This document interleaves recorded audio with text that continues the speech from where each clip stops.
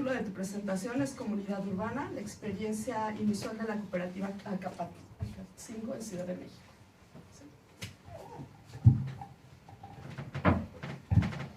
Bueno, buenos días, gracias por estar aquí y por, sobre todo, escuchar esta discusión que ha venido emergiendo y sobre todo que en este nuevo seminario incluyó también la autonomía urbana. Quisiera exponer en el tiempo que tengo, que es breve, por un lado la experiencia de la Organización Popular Francisco Villa de Izquierda Independiente, narrar brevemente sus características y por el otro lado expresar algunas tesis que surgen de una idea de teoría fundamentada en la idea de que la investigación sobre lo comunitario en realidad está esencializado a partir de algunas perspectivas, una muy economista, muy productivista, que viene esencialmente de la antropología económica marxista, otra que es esencialmente identitaria o étnica, que viene de los estudios antropológicos, y por supuesto una visión, digamos, de la ciencia política que no alcanza a comprender otras formas de lo político, básicamente entender lo político como lo estatal. Entonces, con base en eso, decidí estudiar esta experiencia en la investigación de doctorado que he concluido, básicamente porque es una experiencia que Raúl Sibeki, que ha estado varias veces presente en esta comunidad y en varias de las comunidades de la organización, ha dicho es quizá la experiencia de comunidad urbana más importante de América Latina. Una experiencia que es poco conocida, una experiencia que en el mismo sentido de la intervención anterior, habla no solo de comunidad urbana, sino de autonomía urbana. Quisiera brevemente entonces desplegar algunas características que, bueno, la historia, el proceso y todos los detalles son difíciles de explicar en tan poco tiempo, pero quisiera presentar esta experiencia a partir de una serie de comunidades y asentamientos que, como todo el movimiento urbano popular, se desplegó en los años 80 y 90 y que el original Frente Popular Francisco Villa había tenido, como toda la dinámica de los movimientos urbanos populares, tomas de tierras, ocupaciones de tierras para la construcción de vivienda o bien para la presión frente al Estado para exigir créditos de construcción de vivienda. Hasta ahí la experiencia es básicamente igual que la del movimiento urbano popular, no tiene, digamos, otros aportes, ha sido muy estudiado y debatido el movimiento urbano popular, pero hay un punto de bifurcación donde esta parte del Frente Popular Francisco Villa, que hoy es otra organización que no tiene nada que ver con el resto de las expresiones que se volvieron clientelares y corporativas y adheridas al Partido de la Revolución Democrática, no solo rompe con el Frente Popular Francisco Villa, sino hace una bifurcación en el sentido de su horizonte y su forma de relacionalidad y de trabajo popular.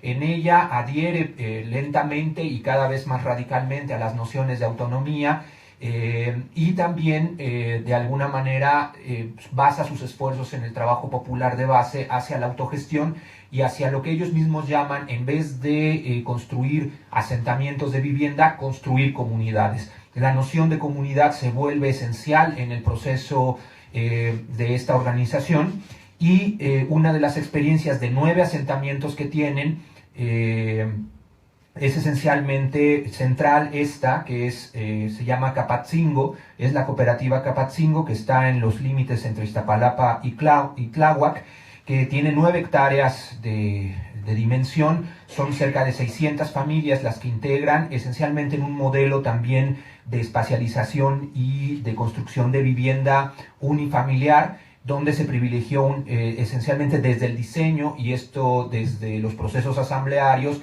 una serie de diseño espacial que fue constituyendo también ciertos márgenes comunitarios. Aquí pueden ver más de cerca que está muy cerca de la zona de minas de Tláhuac e Iztapalapa, y todos los asentamientos tienen una forma organizativa. El resto de los 8 asentamientos son menores, son más chicos que esta, que es la comunidad más grande en la cooperativa Acapatzingo. Una de sus características es que están organizados en brigadas, ahorita regresaré sobre ello. La seguridad es rotativa, la comunidad y el resto de los asentamientos tiene una espacialidad muy particular, en el sentido de que no entra la policía, todos los servicios en realidad están gestionados por la comunidad.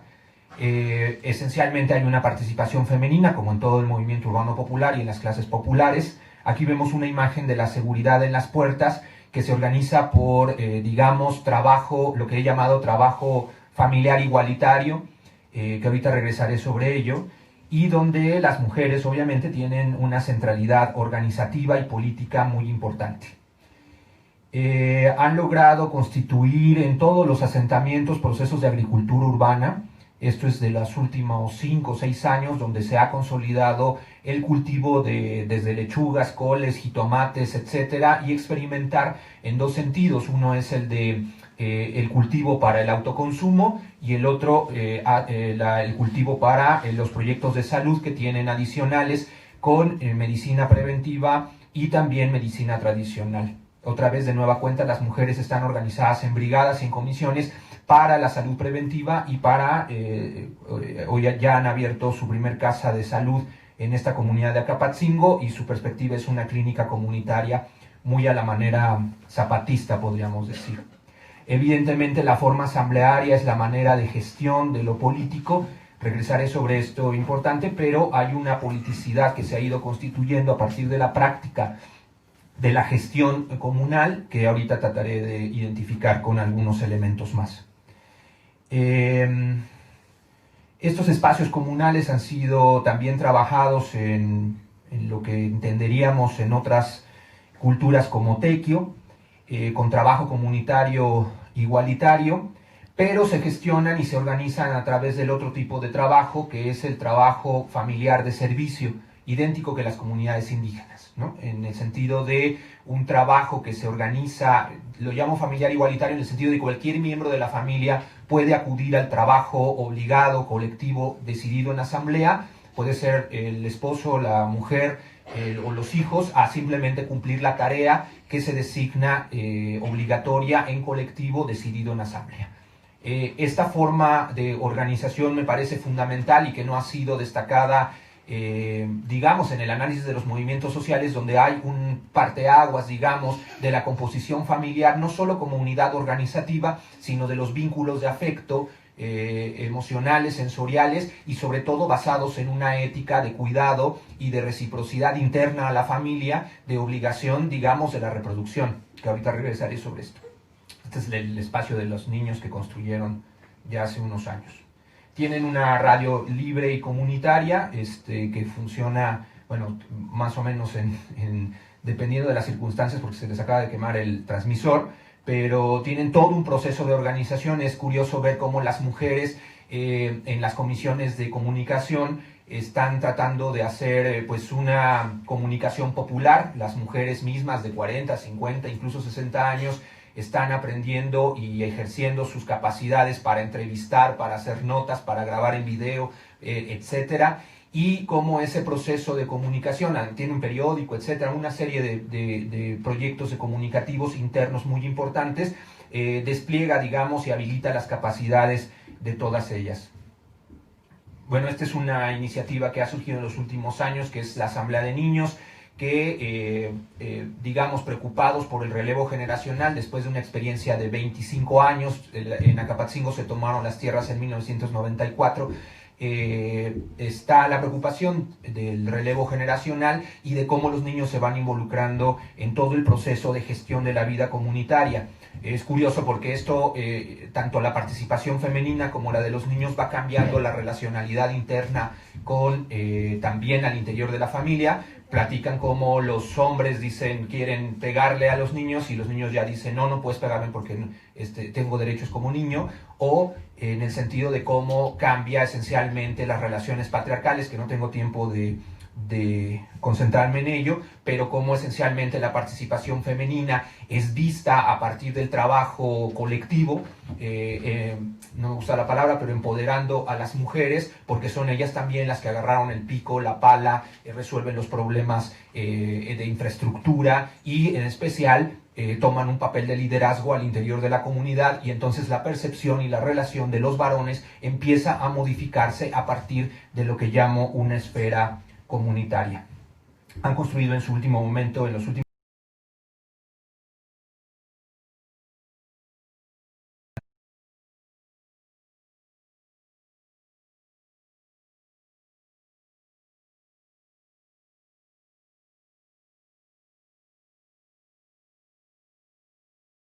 a todas las comisiones, vigilancia, mantenimiento, salud, comunicación, cultura, otras creadas recientemente, y son las que se expresan en la asamblea de asentamiento o de comunidad.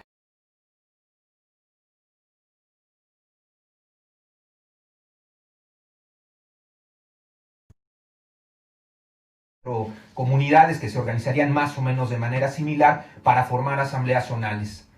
Todas las comunidades están formando en este momento representantes para formar un Consejo General de representación, que aunque no lo dicen así formalmente como un proyecto, algunos empiezan a hablar de autogobierno urbano, es decir, una forma supracomunitaria de gestionar la vida en común.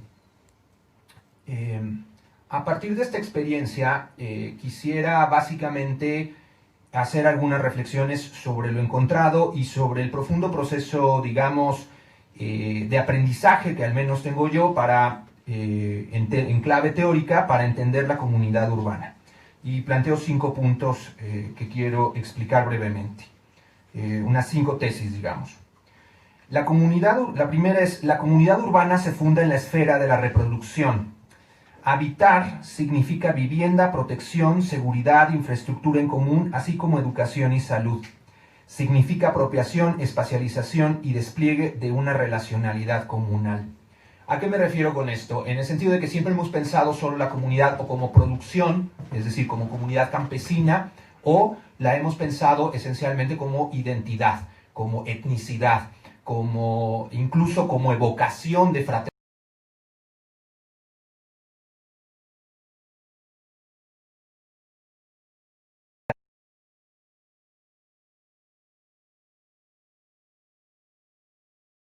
etc. Todo este ámbito de la reproducción, que es esencialmente femenino en la sociedad capitalista, es decir, está a cargo de los cuidados y los afectos femeninos, se despliega en la comunidad como una ampliación, digamos, de lo familiar hacia una esfera comunitaria. Entonces, comunidad implica también el ámbito de la reproducción, por supuesto incluye en las experiencias indígenas o campesinas el ámbito productivo. La segunda tesis es: la comunidad se funda en la necesidad y reconocimiento de interdependencia para afrontar la reproducción. En este caso se sostienen las clases populares, tendencialmente expulsadas o excluidas del trabajo formal asalariado, y se sostiene por una política femenina que encuentra en la esfera comunal una forma de realización individual, así como en las lógicas de reproducción familiares. En esta segunda tesis, lo que quiero decir es que la comunidad es una forma de reproducción de la vida, no es solo una entidad armónica o una ideología que nos une comunitariamente, sino otra manera de reproducir la vida. El Estado y el capital son formas de reproducir la vida, de determinado modo y figura, pero la comunidad es una forma de afrontar la reproducción de la vida en conjunto. El reconocimiento de la interdependencia directa es distinta a la sociedad capitalista. En realidad, nosotros también somos interdependientes del resto de la sociedad. Alguien en este momento está trabajando para podernos dar de comer y para vestirnos. Pero esta interdependencia no es visible, sino está mediada solo a través de los objetos y de las mercancías. La comunidad no solo es un reconocimiento explícito de esa interdependencia, de necesitar del otro para sobrevivir, para afrontar, digamos, lo difícil que es la reproducción de la vida, y más en la ciudad urbana capitalista, sino que esos vínculos son la necesidad de un reconocimiento necesariamente igualitario. Te necesito y me necesitas porque juntos construimos una mejor forma de afrontar la reproducción de la vida. Esto no es idealismo, es en realidad un realismo a partir de necesidades objetivas, en el sentido de que el proceso organizativo que han generado la Organización Popular Francisco Villa hace que esto no está claro en las familias al inicio del proceso, no se dan cuenta de la necesidad de esa interdependencia. Un solo ejemplo que es muy tonto es decir, no se dan cuenta que es mejor, por ejemplo, organizar entre todos el cableado eléctrico a que cada quien organice el cableado eléctrico por su cuenta. No sé si me explico, es una cosa muy burda, pero es producir un común significa deliberar de la necesidad de los otros y su mejor solución en colectivo. Y aquí empieza una politicidad distinta. Es decir, cómo afrontamos la reproducción de la vida en común a partir de su deliberación y construir comunes, es decir, necesidades comunes que no son evidentes. Por eso en muchas colonias populares cada quien organiza su cableado y tenemos esta telaraña, digamos, que incluso provoca accidentes, etc. El tercer elemento, y con eso casi voy concluyendo, es la tercera tesis. La comunidad de Acapatzingo se realiza a partir de la autonomía, primero como independencia del Estado, este rompimiento de hace 20 años ya, donde no solo se deciden por la experiencia del MUP y también ideológicamente pensado que hay que romper con el gobierno de la ciudad, con los partidos de aquel momento, incluso los de izquierda, y romper con la relación. En realidad esto va implicando un proceso de relativo aislamiento del resto del movimiento urbano popular. La decisión que toma en los 80s y 90s el movimiento urbano popular de dirigir su energía y su estrategia esencialmente hacia lo electoral y hacia tomar el poder en la Ciudad de México, que resultó en ese sentido exitosa, esta decisión es un rompimiento que va contracorriente. La autonomía entonces es independencia, y en este caso es independencia del Estado, pero es proceso de sustracción del mercado para afrontar la reproducción. Es decir, a partir de la vivienda, pero el resto de las necesidades, por ejemplo, la seguridad, es decir, se puede resolver de manera mercantil, contratando una empresa, como lo haría cualquier edificio clase mediero, pero la sustracción del mercado, obligado por las circunstancias de las clases populares, pero también deliberado, pensado que es mejor que ellos asuman directamente la tarea, es una sustracción de todo el área de la reproducción para volverla en clave autogestiva y autoorganizada una manera propia. Autonomía como capacidad y potencia, entendida esta como proyecto, es decir, se piensa que la autoorganización y la autonomía habilitan las capacidades políticas o político-organizativas de todos sus integrantes, y que eso es su búsqueda y que ese es su mismo proyecto. Y autonomía como proyecto emancipatorio, es decir, pensar que la autonomía es una forma de liberación, una forma de oposición antisistémica y una forma, digamos, de erosionar las relaciones mercantiles estatales. La cuarta es la forma comunidad, es un entramado de vínculos y prácticas para la reproducción. Aquí esto es la derivación de, digamos, de la observación y la investigación sobre esto. No es una identidad esencialista, no es un lugar en esta discusión de lo del territorio, tampoco la evocación emocional de fraternidad, sino una forma de relación interfamiliar que crea una esfera comunitaria para gestionar y atender los asuntos comunales. Me detengo en lo de esfera comunitaria un minuto. Generalmente decimos la esfera pública. Es decir, salimos a la esfera pública a hablar, deliberar, protestar, qué sé yo. La esfera comunitaria es una esfera restringida de asuntos en común, donde se delibera lo que está relacionado directamente con la reproducción de nuestras vidas. La esfera comunitaria no delibera sobre los grandes asuntos internacionales o nacionales o el Estado, a pesar de que puede hacerlo, pero su centro es esencialmente cómo resolver la reproducción de la vida. Pero esa esfera comunitaria no solo es una esfera de deliberación. La esfera comunitaria está integrada por trabajo comunal, es decir, si no hay trabajo comunal, no hay comunidad. Y esta sí es una diferencia como que quisiera marcar. Le llamamos, el término de comunidad es generalmente polisémico, comunidad de naciones, imagínense, comunidad de empresarios, comunidad, etcétera, ¿no? Lo podemos, comunidad universitaria. Pero este sentido de identidad, en realidad, evidentemente no podríamos comparar a la comunidad universitaria con una comunidad indígena. La comunidad indígena, o cualquier comunidad, si es comunidad, es articulación práctica para la reproducción de la vida. No es asociación, podemos vincularnos en una asociación para hacer una obra de teatro, un libro, pero el objetivo no es la reproducción de la vida. Por eso, habitar conjuntamente Es la base material, la posibilidad, pero no, habitar en conjunto no es comunidad, como lo sabemos cualquiera que vivimos en un edificio. Vivir cerca del otro, la proximidad, no construye comunidad. Pero comunidad no solo es proximidad o habitar en común, sino que habitar en común significa afrontar la reproducción de habitar en común, de vivir en comunidad, de vivir juntos y juntas y organizarnos para ello. La esfera comunitaria entonces estaría integrada por trabajo comunal, deliberación y autorregulación.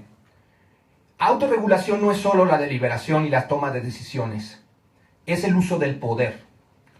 El uso del poder para regular no solo los acuerdos, sino sancionar a quien no los cumple y pensar cómo afrontar. En ese sentido, la OCDE está avanzando hacia su propio sistema de justicia. Estos tres elementos de la esfera comunitaria estarían articulados por un horizonte comunitario. El horizonte comunitario necesariamente es algún tipo de, no de plan, proyecto, programa, sino, como lo llama Raquel Gutiérrez, de un horizonte interior que marca y despliega los sueños y anhelos, no necesariamente coherentes entre sí, pero que marca un horizonte de hacia dónde se quiere ir. Termino diciendo que ya no tengo tiempo para desarrollar este último punto, quizá en las preguntas o en la conversación podríamos desarrollarlos más. Este entramado de vínculos y prácticas, es decir, lo que quiero definir es que la comunidad es un entramado de vínculos y prácticas reales, y no solo los sentimientos de vocación y sentimientos de fraternidad que pueden surgir a partir de la fraternidad, a partir de la comunidad. Pero eso lo sentimos en un grupo de amigos, quizá en un grupo de trabajo laboral, en un grupo militante. Ese sentimiento de fraternidad y de vínculo emocional se establece prácticamente en cuando actuamos en común y en conjunto con otros y otras, de manera más o menos horizontal. Pero no es este el vínculo comunitario. El vínculo comunitario estaría representado en la interdependencia directa cara a cara, la coobligación de producción de decisiones y trabajo colectivo, el trabajo familiar igualitario y de servicio rotativo como igualación radical, la autorregulación, regular a través de instituciones comunales que usan el poder, la coerción, la convicción, la persuasión o incluso la remuneración, y el principio de reciprocidad axiológico. ¿Qué quiero decir con eso? Y con eso termino. El principio de reciprocidad es un acuerdo fundacional, un acuerdo organizativo, pero es también un principio ético y político de pensar la comunidad no solo en términos ideales, sino en un compromiso colectivo para responder ante la reproducción de la vida, y diciendo este compromiso es no solo asociativo en términos occidentales modernos, sino esencialmente un vínculo recíproco de trabajo y apoyo mutuo para la reproducción de la vida. En ese sentido quisiera terminar simplemente diciendo que me parece que esta y otras experiencias nos hablan de otras potencias y de otras posibilidades que abren el espectro. Siempre pensamos la autonomía solo como la autonomía indígena, la autonomía rural, pero esencialmente no pensamos en las relaciones comunitarias y esencialmente como los movimientos de producción comunitaria. Me parece que es distinto la comunidad establecida tradicionalmente a los movimientos que asumen que la comunidad es una forma, proyecto y político de emancipatorio, y que la comunidad puede asumir una nueva forma en sus relaciones políticas y de poder interno que puede propiciar la emancipación. No todas las comunidades producen de alguna manera comunidad, por eso he tratado de separar el término diciendo algunas comunidades comunizan, en el sentido de pensar la comunidad como proyecto político, no solo como mecanismo de reproducción de la vida, sino como una orientación claramente libertaria, colectivista, autonomista, que tiene un proyecto político como tal. Me parece que el EZLN, Cherán, etcétera, tienen un proyecto que yo separaría de otras comunidades, porque hay comunidades también opresivas, ¿no? Donde el poder se concentra en ciertas élites, pueden ser los varones, pueden ser los ancianos, puede ser la tradición misma, la que puede ser un poder opresivo. Las comunidades que deciden que su comunidad puede cambiar o puede actualizarse o, en este caso, puede fundar comunidad, me parece que son los movimientos de comunización. Muchas gracias.